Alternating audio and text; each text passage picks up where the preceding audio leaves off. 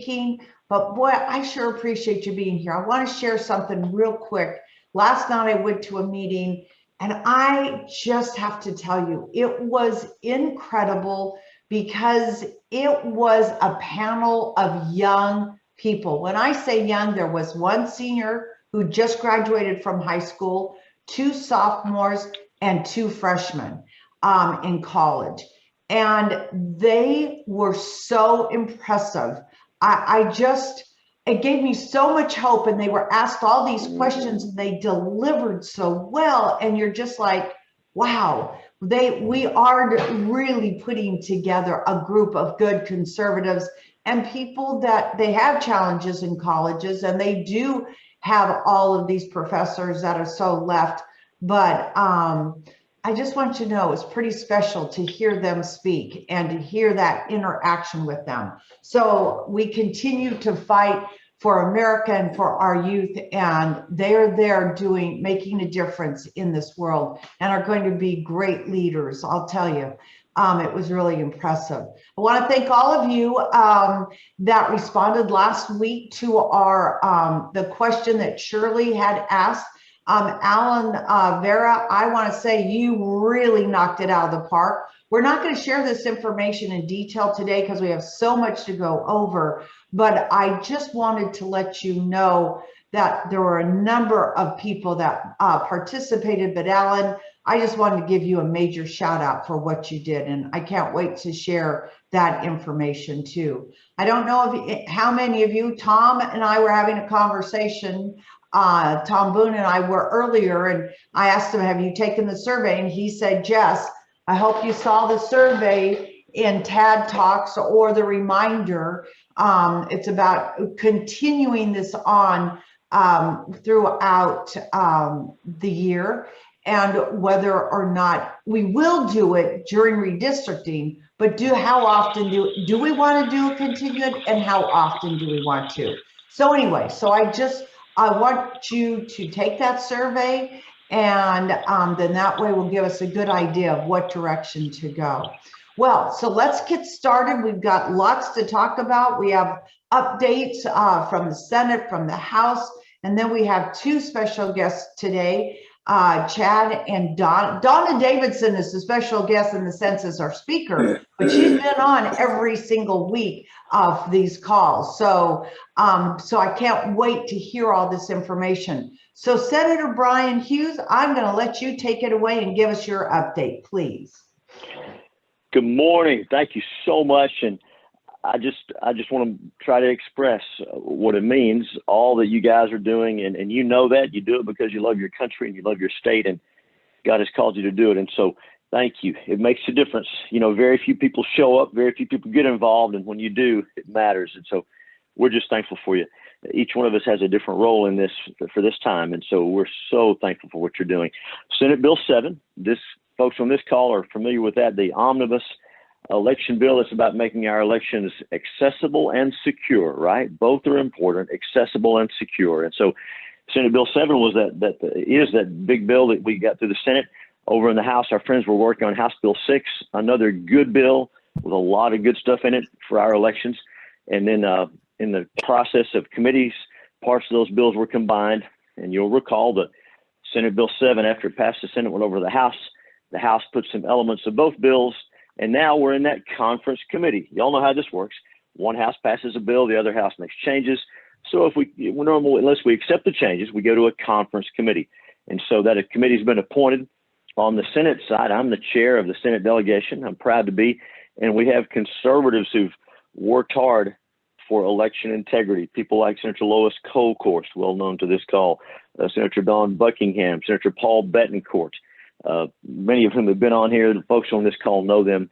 They've put forth a lot of strong election reform bills. And so the lawyers are looking at the details now. And I feel like early next week, we're going to see that conference committee report. And you'll recall what the conference committee comes up with. That's the final version of the bill. And it comes back to the House and the Senate for an up or down vote.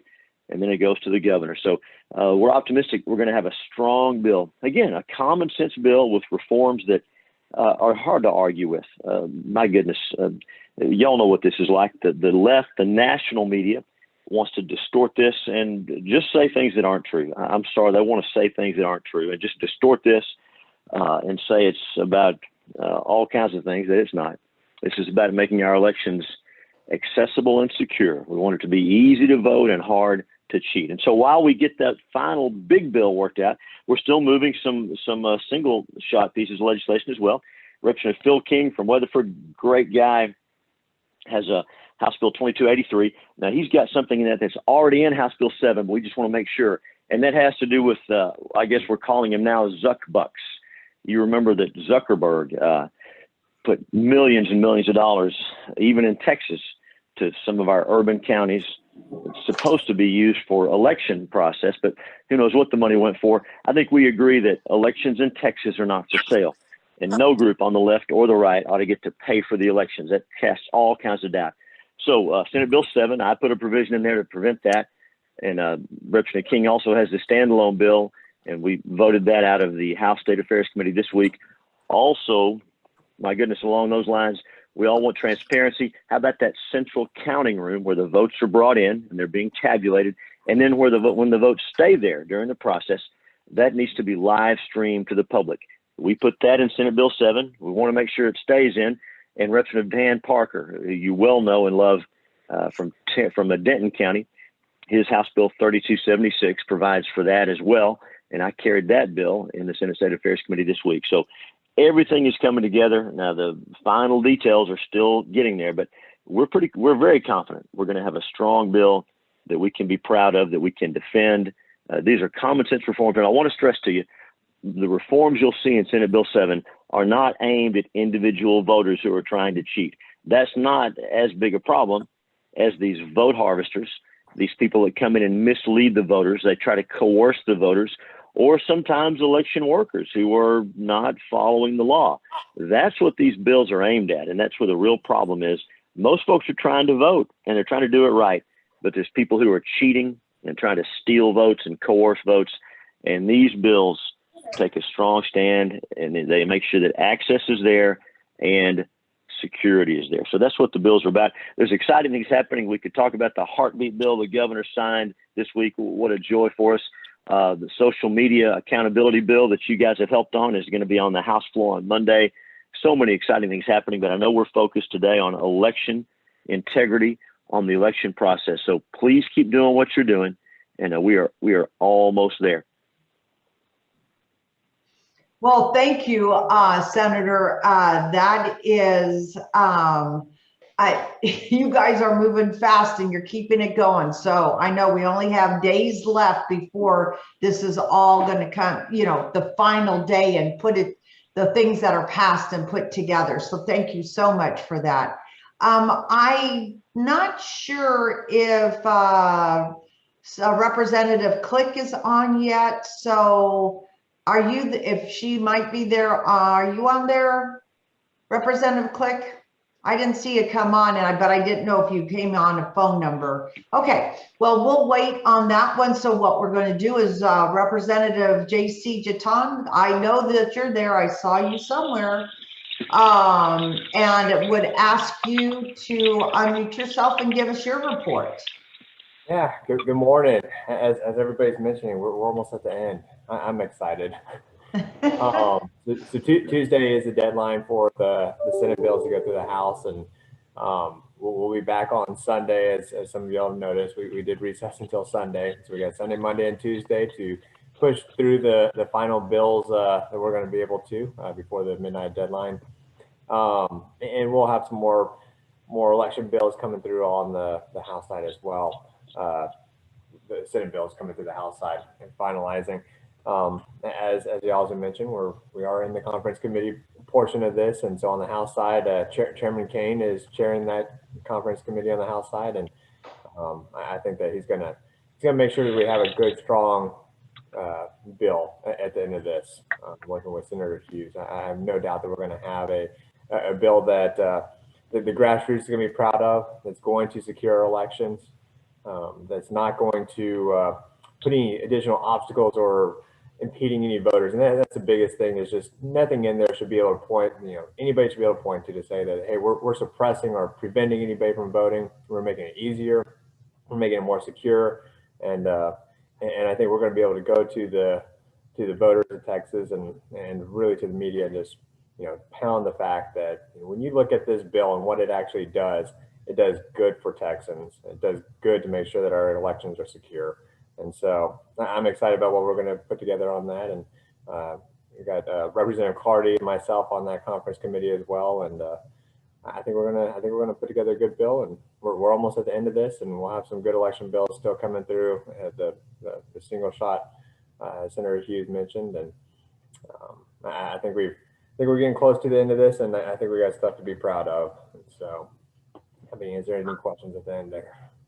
And Representative, have you guys been meeting on the redistricting? I mean, I know that's going to get pushed until the end, like September, October, something like that. I'm not sure, August, in the fall, right? What's the update there? Sure. Yes. No, thanks for bringing that up.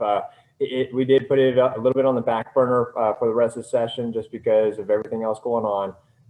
But we intend to get those committee hearings started back up early summer. I would say, if not in June, then it'll be July. We'll get those committee hearings going back. I think there's still discussion of whether or not we're going to do in-person travel in the state. I know they did that last year, and so it may just be virtual still. But the nice thing about virtual is that we can ensure, we can be in, focused on, we can focus on Fort Bend County, yet the rest of the state can still chime in and make sure their voices are heard, and process is completely transparent, and we'll make sure we're hearing everybody. So keep an eye out. I suspect at least by July, you'll start seeing committee hearings start back up again on that. Okay, that's very good information. Thank you. And that'll be important to our group, that when we meet on Friday, so that we come back and are aware of what's actually happening at the moment. So the reality part of it, right? Yes. So that'll just get you going. You get a little bit of rest, and then you go right back at it. So we appreciate that very much. Thank you. Okay, well then let's go on and move on. Unless I'm going to call out for Representative Click one more time. I text her, so I'm not sure what's going on there, but okay. Let's go on to one of our first guest speaker, and that's Chad Ennis. And I know he's in there. I've been looking at him, and now oh, there you are. You just moved. Okay, Chad. Yeah. Well, I talked to Eric Opiella, and he had suggested Chad, who works with TPPF, which is a Texas Public Policy Foundation, and involved in he's a senior fellow with the Election Protection Project, and an attorney for the Center of the America Future. And he has got a lot of experience and has firsthand been following what's going on with SB 7, and might be able to give us some details of what he knows, and and the involvement that you've had. And we really appreciate you taking the time and getting up very early on a Friday morning with us. I mean, you might be up, but now you're dressed in your suit, so you're looking real good there, I got to tell you. And we're really pleased that you're coming on and being willing to share some information with us. So if you could do that before we get into Donna on the process, we would love to hear your perspective, please.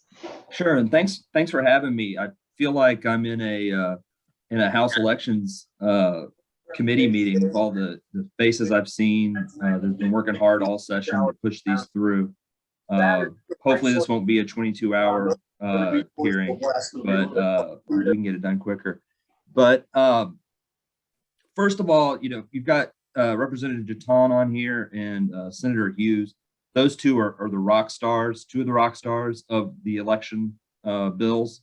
They've just done great work, and they need to be supported. So, keep telling them great job, keep telling them they've got it to the 5-yard line, but we need a touchdown. And we're not quite there yet. It may be too early in the morning for sports metaphors, but I'll try something else. But, we got to get it over. We got to get it passed. The way we look at it, HB6 and SB7 are pretty standalone. There's a little bit of overlap, but they're both great bills, but they're separate bills. And the conference committee, hopefully the goal there is to fold them together and to come out with HB6/SB7. And if we do that, we're going to go a long way to making Texas elections secure. The one piece that's missing from both of those that's really important to TPPF, and I think important to all Texans, is the voter ID, some type of voter ID for mail-in ballots. There's a standalone bill, SB 1509, which the House or the Senate has kicked out. It's currently in House calendars. As some of you may know, we've got one more shot at that. That's Tuesday's hearing. And I would say this group, this great 146 people, need, if you can, put your weight behind getting that on the floor in the House.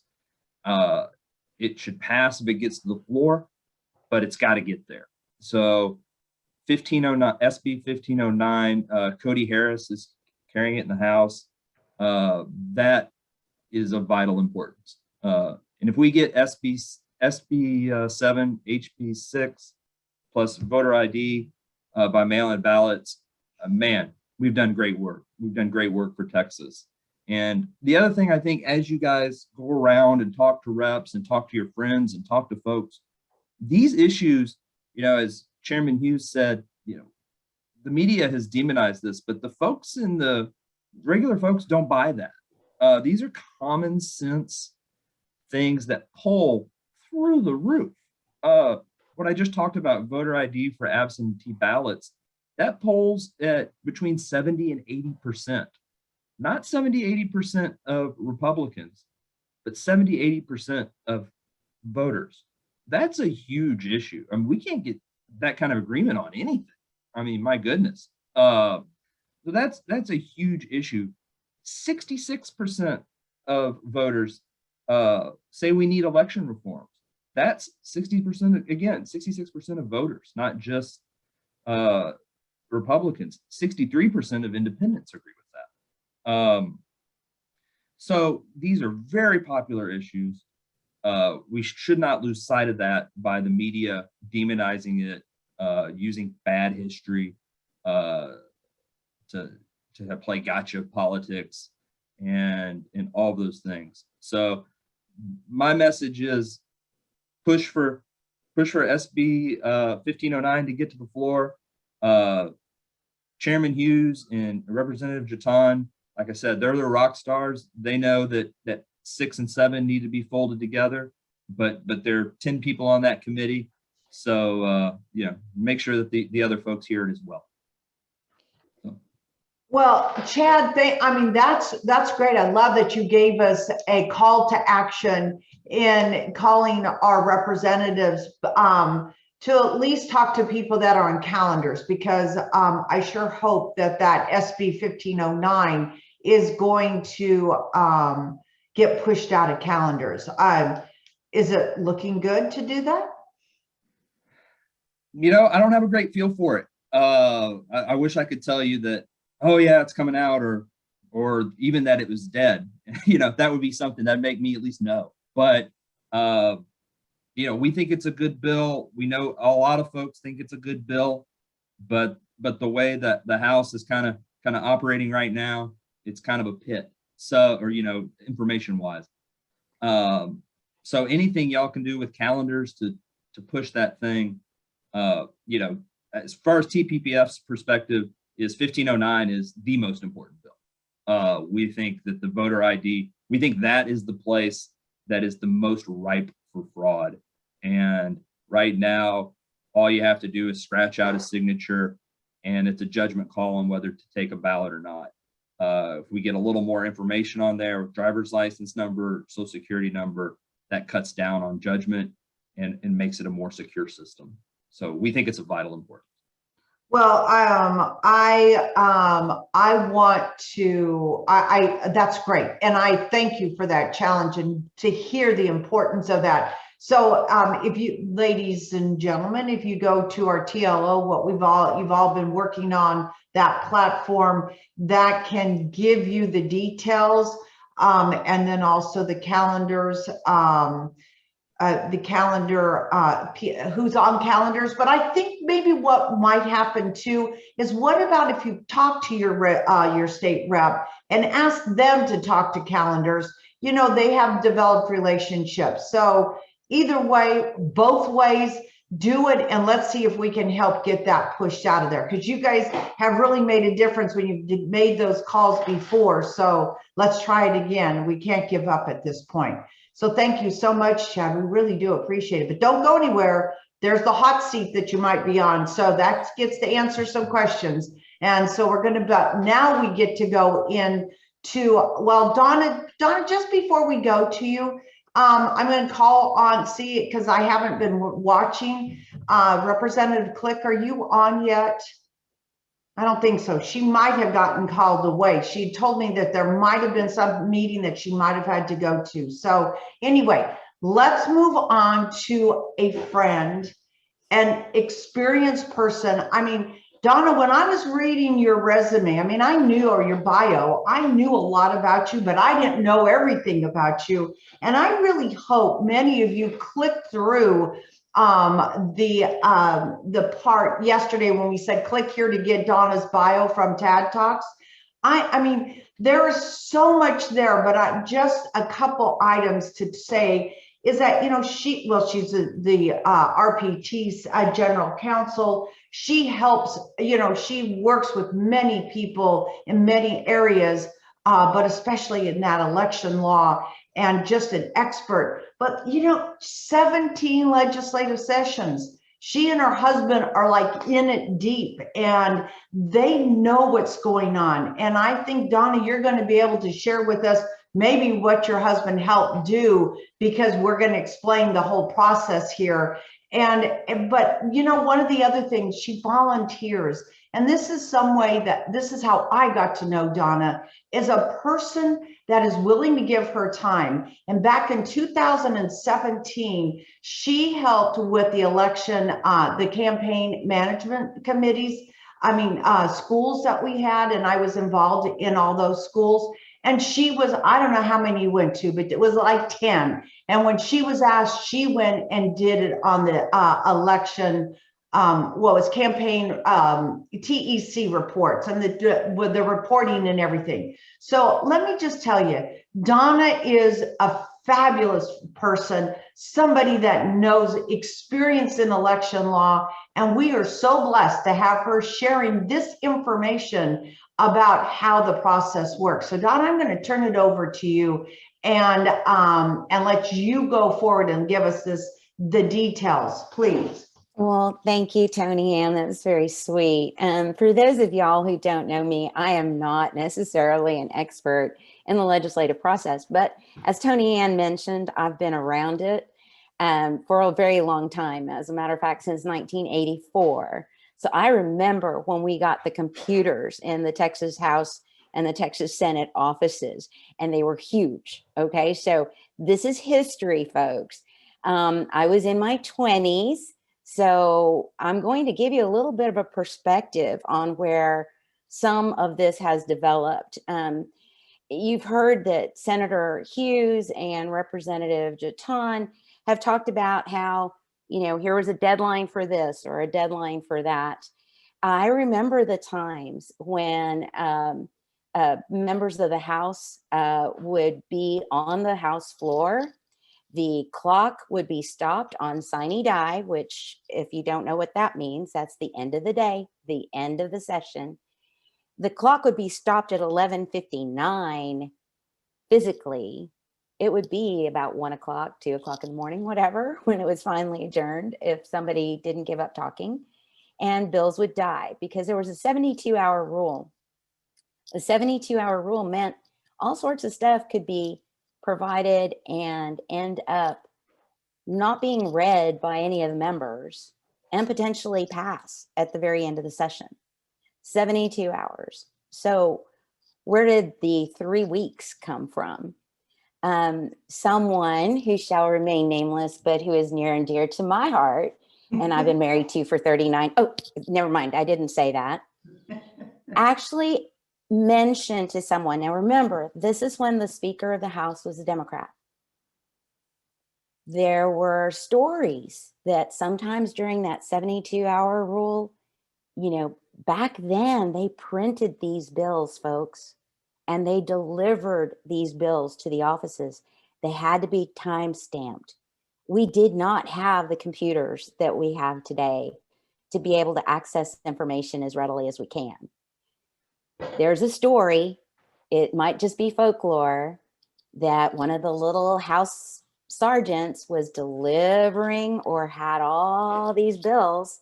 It's the same bill, but it was happened to go to all 150 members. Never delivered them within the 72 hours. They disappeared. Story is that a lobbyist may have offered a little more money to this young person to abscond with the bills, and nobody ever saw it. So it failed to meet the 72-hour rule, so it wasn't then allowed to be heard. Again, this is folklore, guys. Don't know if it really happened, but people wanted more transparency. So they expanded, based on some suggestions from someone special to me, making each of those 72 hours 1 week instead, so that the House would have plenty of time to get things done. So if y'all have seen, and I'm going to try to share this with you. Let's see if it works. If y'all have seen this calendar, can everybody see it okay? Yeah. Yes, good. Okay, so what used to happen in 72 hours now takes the last 3 weeks during the House session. You've been wondering probably why that happened. Well, it was for more full transparency, for people to really have the time to take a look at the bills, for lobbyists not to have undue influence over the process. So if you notice, we are on the 21st. This is the last day for House to consider local House bills on the local and consent calendar on second and third reading. And it's the first day the Senate can consider bills and resolutions, the first day they are posted on the notice of intent calendar. Now, the Senate always has a lot more discretion with their rules. When I was general counsel to then Lieutenant Governor Rick Perry, I did not try to familiarize myself with the rules that closely, because generally in the Senate, and Senator Hughes can probably speak to that, they can suspend the rules and do whatever they want to pretty much anytime. And JC, Representative Jatan, I see you nodding your head because you know it. And that really does happen. I mean, they don't have to abide by the first, you have to file all your bills by May 12th. They can suspend the rules and introduce legislation after that. And for any of you who are rules nerds, I went ahead and I'm going to show you the links to the rules, and you can go look at them yourselves. But what's coming up is very important to us. And this calendar is a summation. It tries to summarize what those rules are. So if you notice, if you go look at the 139th day on this calendar, it says it's the last day for the House to adopt CCRs. Those are conference committee reports, or discharge House conferees and concur in Senate amendments. It's also the last day for the Senate to concur in House amendment or adopt CCRs. So what does that mean for House Bill 6 or Senate Bill 7? I've already gotten permission, so Tony Ann, don't freak out. Representative Jatan, if you could make sure you're unmuted. What does it look like y'all are doing to meet as conferees? What is that process that you are following to try to meet that May 30th deadline?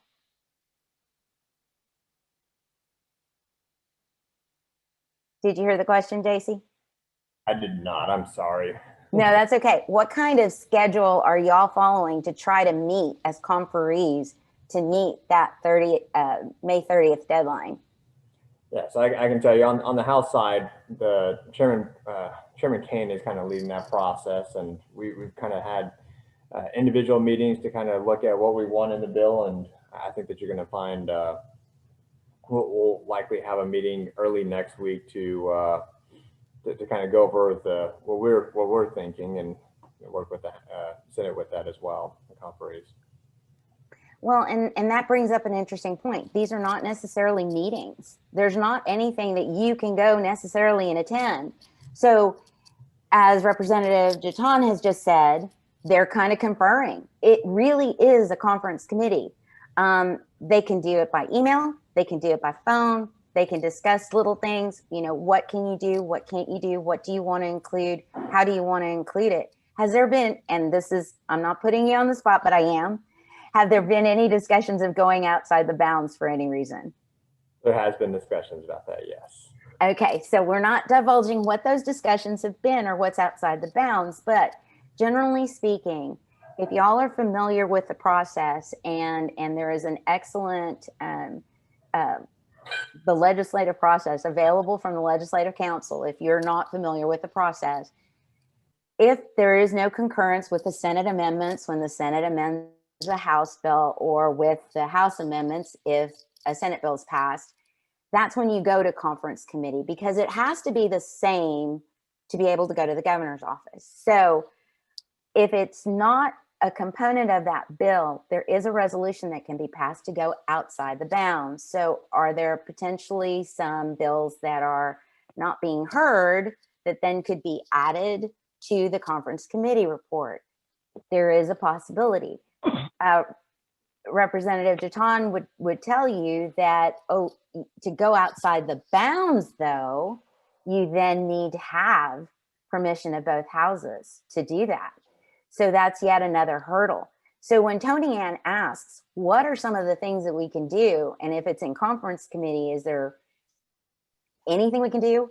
The call to action, I think, is making sure that the conferees hear from you, that your member is talking to the conferees and making sure they understand what your positions are, so that these bills, especially the election integrity bills, obviously, that we're focusing on, can definitely be passed in a fashion that is, and I hate to say this because I love good, better, best, you know, I always want to go for best, but please remember, there are more ways to kill bills than there are to pass things.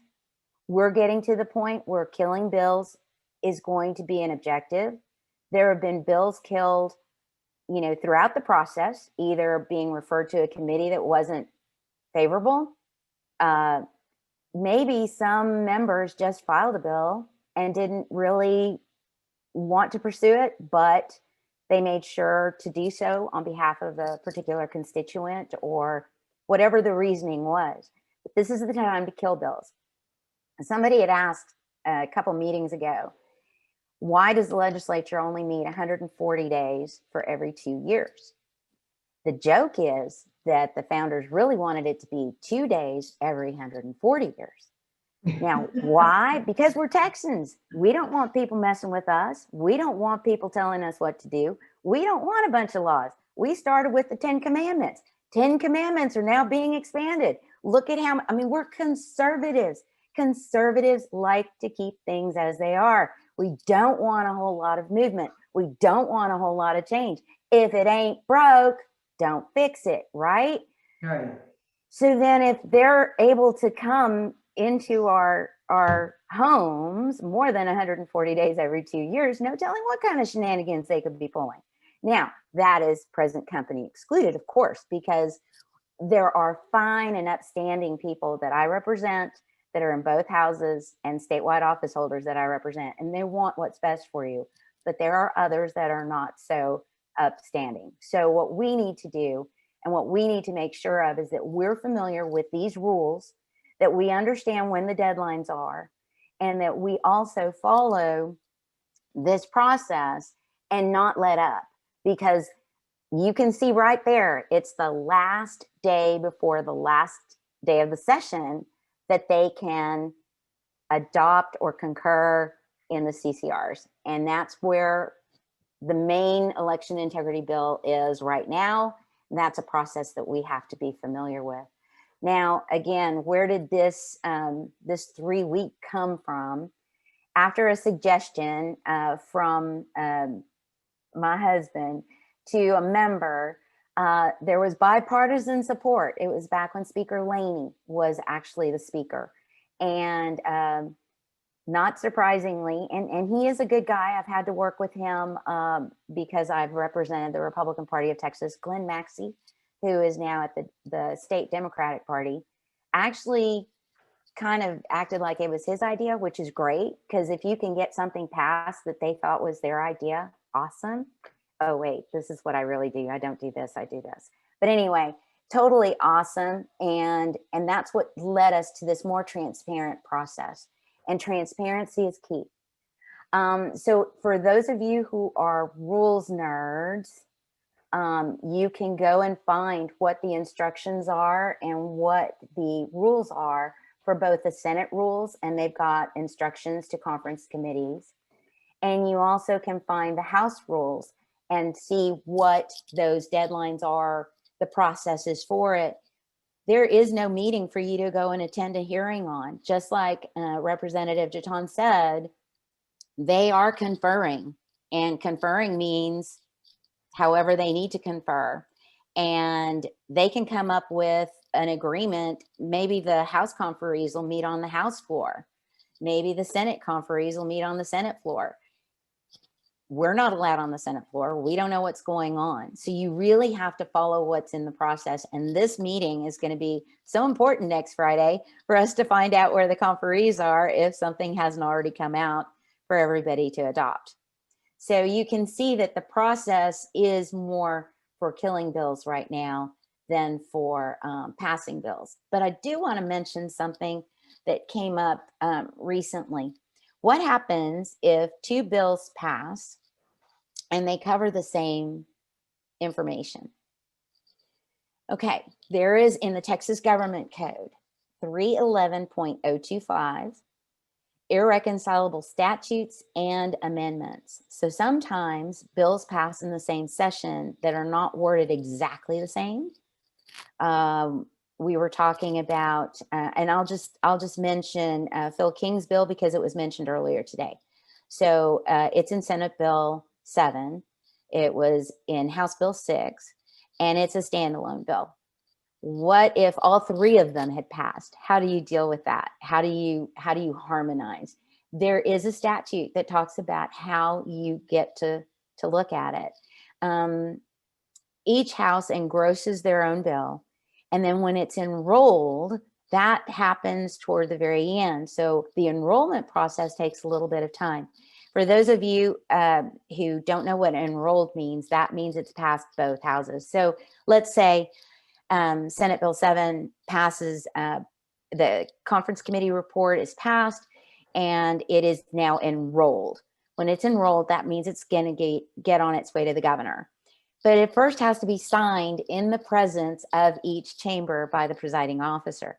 So it's not like as soon as it passes, it goes to the governor's desk. There's still a formal process that it has to be signed. They are still on paper for this part of the process, and they are delivered to the governor's office to then either be vetoed, signed, or allowed to become law without signature. So you can hear that there's a lot to it. And Tony Ann, I feel like I've talked too long, so I really want to open it up to questions for everybody, because we do have Representative Jaton, we do have Chad, and we do have me, and this may have spurred some questions. So I'm going to go ahead and stop sharing my screen and go ahead and let us go to questions and answers, because I have the feeling this will start now. Yeah, thank you, Donna. And we also have Senator Hughes too. So, I mean, we have a pretty awesome group to be able to answer the questions. And so that's, Karen's going to come on. But I think I saw somebody asked, and who's on the committee? I heard earlier that the senator mentioned, and also JC, but let's, Senator, can you give us who's on the Senate side before we start answering questions? And then JC, I'm going to, Representative, Chaton. I'm going to ask you to tell us who's on the House side. So Senator, where did you go? Are you still here?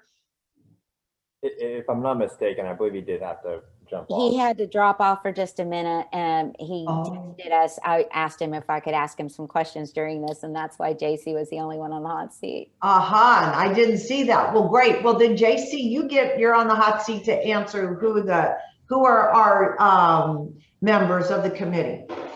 So I know on the House side, I know who they are. And so Chairman King is chairing it. Clardy and myself are the two Republicans, and then we have Representatives Canales and Collier on the conference committee on the House side, and then on the Senate side. On the Senate On the side, Senate it's Chairman side, Hughes, and then it's Paul Betancourt, Don Buckingham, Lois Kolkhorst, all Republicans, and then Senator Powell. Great.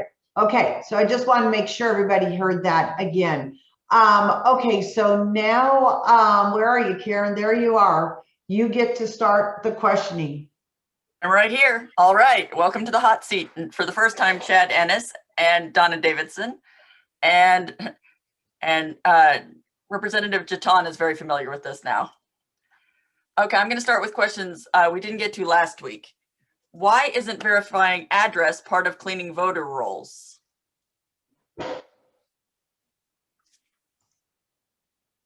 I guess I'm trying to answer that one. So the way that the process works for the voter rolls is the Secretary of State gets information from the Texas Department of Vital Statistics and other agencies, DPS.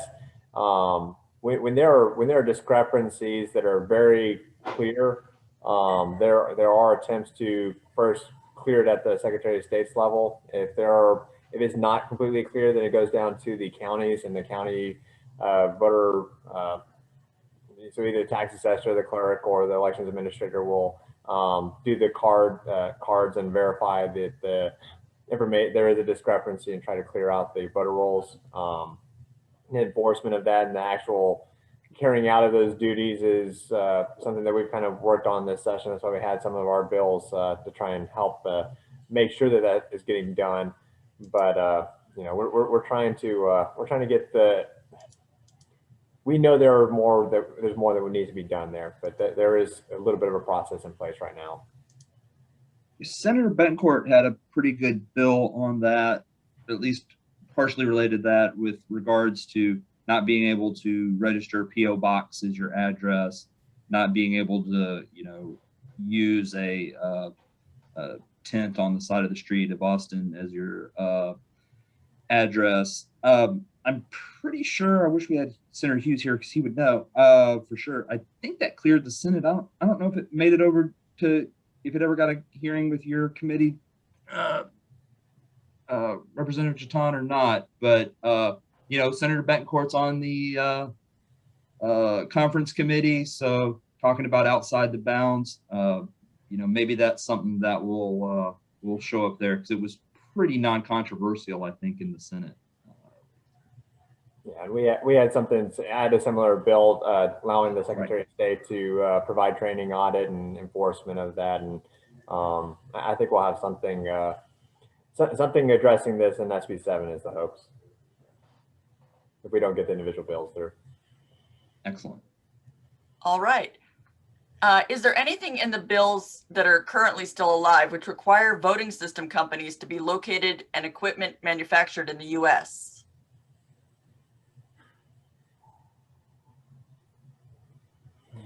I had seen proposals for that, but yeah, Representative Chaton, is that still in there? I know that there were some proposals, but I don't know how far any of them made it. I'm trying to remember. We did hear bills. We pushed. I know we got them out of the committee. I believe we got them out of the House. I believe that they are sitting on the Senate side. There was one in particular that said everything had to be manufactured in the United States. Was there not? There was, yes, and there's some debate over what when that can go into effect and how we whether any equipment actually exists right now. But some of this stuff is Texas puts it in the law and then people find a way to make it happen. So all right, the next question is, by Carol Spencer asks, why is the House recessed until Sunday at 1 p.m.? That seems like an odd time to go into a 2-day recess. So about that. So every 2 years, the House and the Senate, we pass out bills and we send them to the other side. And as deadlines start to approach, we do things to try and encourage movement. And so I would say that at this stage in the game, we have Tuesdays our deadline, Tuesday midnight's our deadline. We'll be back on Sunday.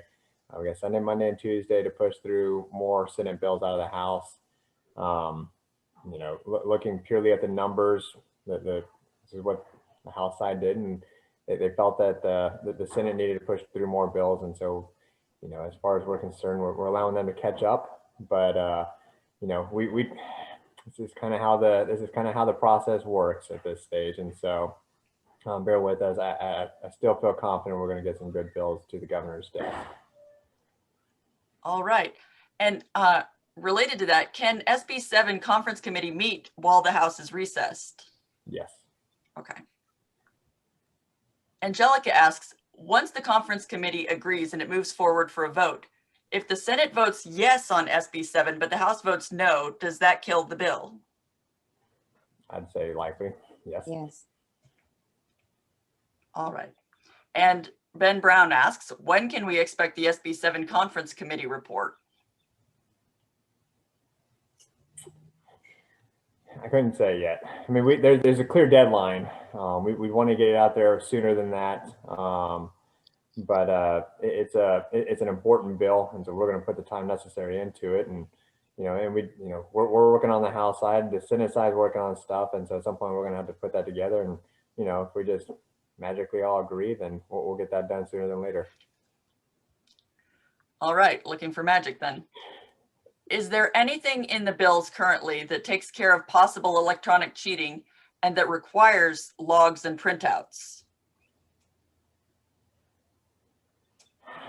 What are we talking about? I guess we're talking about the polling machines, electronic. So seven, Representative DeChon had the paper ballot audit trail. I don't believe 6 had it, but 7 had the audit trail.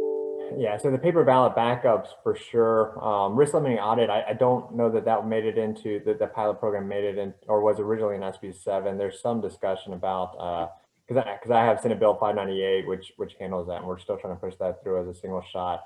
But that would be the biggest check on the electronics, and so we're still working on that. All right. Tom Boone asks, what is the chance that a rule can be adopted for clean bills? A clean bill where all aspects relate to the subject of the bill. So you're talking about the caption rule where everything has to be germane to the, I mean, that's already a rule. I'm not sure I understand the question, because if something is not clean, then you can call a point of order on it if it's not germane to the caption. But the caption rule exists, and point of orders can be called and bills can be killed on a point of order if they're not properly, and the text and content of the bill is not germane to the caption. So Donna, can you give us like a simple scenario? I don't know if anything simple, but like the bill, how that would happen. How would the point of order come in? So can you be more specific? Okay, so let's say you have a bill that deals with nursing homes, and you try to make it an election law bill by sticking in something about who can do something, and you bring in the election code into it, but it's about healthcare. Then if somebody tries to amend it with that, then they can say the amendment is out of order. If somehow it got stuck in during the committee process, they can then say, wait, that's not germane to the bill. That's, I mean, I'm taking kind of an extreme example, but let's say everything's in the health and safety code, and then suddenly you have something from the election code. You just don't want to try to slip those things through. And the whole point of germaneness is to make sure that the members know what the bill is supposed to be about, and have notice as to what's supposed to be the content without going outside the bounds, which that's the germaneness rule. Well, and obviously it'd been done before, so that's Yes. why the rule was created, right? That is correct. And a lot of rules have been done because there's a lot of creativity. And remember, guys, I've been around since Rick Perry was like the only statewide elected Republican office holder. So I do remember the days when the Democrats were in charge. And we can't let that happen again. Okay, Exactly. go ahead, Karen. All right, with that, on that note, Alan Vera asks, why did Speaker Phelan put two Democrats on SB 7 conference committee? Was that deal negotiated from the point of order that took 90 minutes to resolve? That I can tell you that was not part of any negotiation. There's the conference committees is usually made up of, is usually bipartisan. You usually have at least one Democrat on there. I think it's fine having Collier and Canellis on there. They do kind of give us some insight into what the Democrats want to see in this. We do have to get the House to vote on this again. And so having their participation in this doesn't kill what we're trying to accomplish in the conference committee. I'm still confident we're going to have a strong bill at the end of it. We still have the votes, and that's the important part. And so, but having them part of this process and making sure that they're being heard is important to several things. It's knowing what they're seeking out of this, but also to let people know that they were part of the process and were heard when it gets passed out of the House and the Senate and signed by the governor. All right, and there's this next one is a long question from Jane Moran. She asked, I just learned yesterday that actual absentee ballots cannot be accessed or reviewed until 22 months have passed since the election. Our county clerk told me public information law states voted ballots are subject to the Open Records Act after 22-month preservation period expires. A recount, from my understanding, must be requested within such a finite period of time. So how does a recount work if ballots cannot be accessed? And on top of that, she said, and does it allow for actual perusal of each ballot? Because in our county, we got the ballot cast images and some of them looked pretty suspect. Too perfect. So I'm going to, if nobody minds if I handle this, I had 6 recounts in 2016 and I've had several recounts since. So, this is definitely, yes, you get to look at whatever whatever vote was cast. A recount is totally separate from an Open Records Act request. The recount has to come from one of the candidates. The recount does allow everything that was counted to be recounted.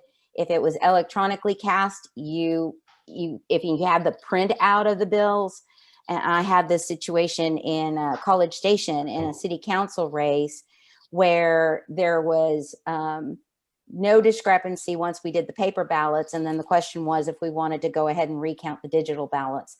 And we decided not to worry about, because what happens in a recount is everybody tries to then make it reconcile with the digital count. Why? Because generally you've already done a reconciliation of the number of ballots cast with the number of ballots that are there. And so that usually is already reconciled, but you do get to see an image of the ballot. The paper ballots are the ones that are most important. Overvotes, undervotes is a tiny marking. In the recount that we did 9 counties for Congressional District 23. That was won by Tony Gonzalez, Congressman Gonzalez. When we were in one county, someone may have had some sort of difficulty with figuring out where the bubble was. So had the filled in beside a bubble. This was a paper ballot cast with a pencil, right? And so that gave Tony Gonzalez 1 more vote because it didn't show up in the bubbles, but you could tell who somebody was voting for. So in a recount, you do get to look at the ballots that were cast. All right. Catherine asks, how can we get rid of mail-in voting? I'm so sorry. I'm going to say something about this. My daughter was in La Mirada, California, and asked for a mail-in ballot so that she could cast her vote in Texas. She never got it there were people that are out of state that are college students. Mail-in ballots are the only way that they can participate in the process. Fortunately for her friends in Alabama and Colorado, they got to fly in and vote when they didn't get their ballots by mail. And then they got to go back. My daughter's on the golf team. She was going to have to be quarantined for 10 days, couldn't have gone to practice, couldn't have gone to tournaments, whatever. So she didn't get to do that. So, and she never got her mail-in ballot. I won't say how we reconcile that, but same-day voting is available in California. Wait, Okay. I don't think we'll ever get rid of mail-in voting. It's popular. It's necessary for the disabled, folks that can't get out. I think we need to just focus on making it not a source of fraud and not a source of ballot harvesting. And not expand it beyond the folks that need it. We prefer you to show up, show your face, punch a ballot, and leave. So it's a balance, but it's one, we've got to strike. And I think that's what, Representative Jatan and Hughes and the committees work hard to find that balance. All right. Want to disenfranchise our military either. Yes, ma'am. That's absolutely right. Absolutely. Next question comes from Margie Seams. There are concerns about ballot printing and handling by a company called Runbeck coming out, and 3 specific counties mentioned that were impacted, one being Tarrant County, Texas, where I live. Do you know if this revelation is being examined in Texas? I'm not aware of it. Yeah, I'm not aware. I don't know. I'll make a note. All right, Runbeck. She also asks, we had a school board vote on May 1st and noticed the machines are HART. These fall into the same risk category as Dominion and ES&S machines. Can we just get rid of all the machines?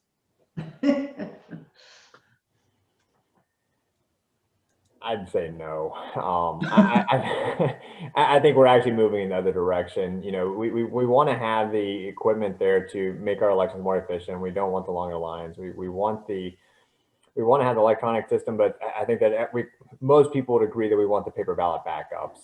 And so if we can get to that process where we have both systems in place, you can check it for discrepancies between what the electronics recording and how many ballots you have and how it's counting those. And I think there's a lot of, and even being able to do a risk limit audit very efficiently and quickly to ensure that, to catch fraud, that kind of stuff requires us to have some equipment. I think there's ways we can secure that equipment, make sure it can't connect to the internet or any other networks. Putting safeguards on that equipment, making sure that it's, made in the US, doesn't have those issues.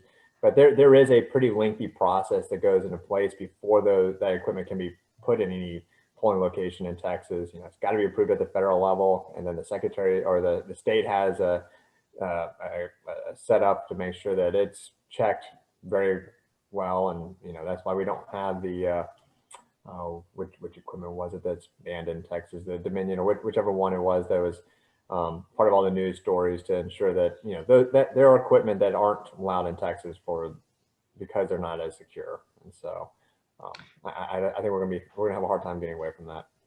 Yeah, I think Representative Jatan hit on the right point. The redundancies are what's gonna save us.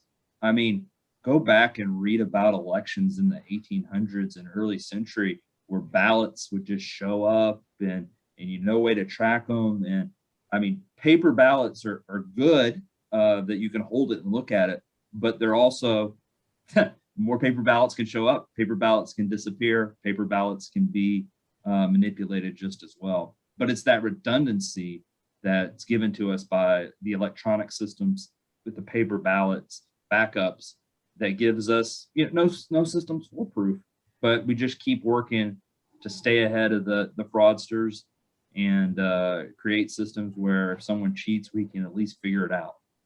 So let's make this the last question, Karen, please. All right. Diana asks, what committee do we contact to support SB 1509? Right now, calendars needs the push. And I think calendars, if you can If you're in Austin, Sunday's their last day, so you can hit up their offices. They have what's called a green card you can fill out in support of a bill. All the calendars members do. That's something that would help a lot. Someone mentioned earlier calling folks like, I hate to do this to you, Representative John, but calling his office and make sure that he knows that he needs to call his friends at calendars and say, hey, this is important, because it is. I mean, to me, that's the most important bill. So, let's, anything y'all can do to pressure, not pressure, suggest and stress how important that bill is to your representatives. It's got to happen by Sunday. So, so pedal to the metal. You're more than welcome to call my office. I can tell you that on actually yesterday I had a conversation with Chairman Burrows about 1509 and 598, and so he knows it's important to us. But no, the continued suggestion to put that on the calendar for Tuesday is helpful. All right, everybody get out and push. And with that, I pass it back to you, Tony Ann. Thank you, Karen. Thank you so much. I mean, I'm sure there's a lot more questions that are there. Donna, you were just awesome. You didn't talk too long at all. You gave us such quality information. I just want to ask one, I want to confirm one thing, because I can't remember hearing this. Will we know when the conference committee meets? Will they have to publicly announce that? They do not. That's what I thought you said. I mean, again, this is the time when they're trying to get things done. Everybody knows what's in it. If they want to go outside the bounds, then you'll know that they want to go outside the bounds, because there will have to be a resolution passed to do so. Otherwise, everything that's in the bill is fair game, and they can work on it, maybe decide to take something out, and then it has to be voted by both houses and has to be exactly the same before it can be enrolled and then go to the governor. So you can't predict that, and they've got to meet while they can. Like JC was saying, they're talking about things on the House side. I'm sure they're talking about them on the Senate side, and I'm sure some of the conferees on the House and Senate are talking to each other, trying to figure out how they can come up with a compromise, what will pass. And remember, in Texas, it does take a while, because we're not Washington. We do work together with the Democrats and try to make sure that we've got everything going. So even if we get most of what we want, but not quite everything, that's better than getting nothing. Okay. Thank you. I appreciate that. Chad, it's great having you on, this good information sharing. And I saw that you were communicating in chat. Representative Jatan, I mean, we have a just incredible team that shares and willing to answer the questions. And I want to say thank you to all of you, because you guys are the ones that make it happen. It is the grassroots. And that's what makes this a powerful call, is because all of you are willing to listen, willing to ask the questions, and having those dialogues. So, and also the call to action again, SB 1509, hot. We got to get that through. We also want to make sure that we communicate. If you know any of these members on the conference committee, communicate with them. I know, and let them know what is important to us. So we will not be having a call next week. There will not be a call next week, because that is Memorial Day weekend. We will have our last call on June 4th, which will be after session. And what I'm hoping to do is have a wrap up, that we would have kind of a panel like what we've had, but more finding out a little more details and being able to ask questions of why did this get passed? Why did that not? And so on. And yes, Donna. Just wanted to mention, it was either yesterday or the day before was the last day for anybody to override a veto by the governor, but he has until Father's Day to sign or veto any legislation that passes from now on, just so that you know. That's great to know, because in our wrap up on June 4th, we might have an action call to either support something that's on his desk or not, and we can take action at that point.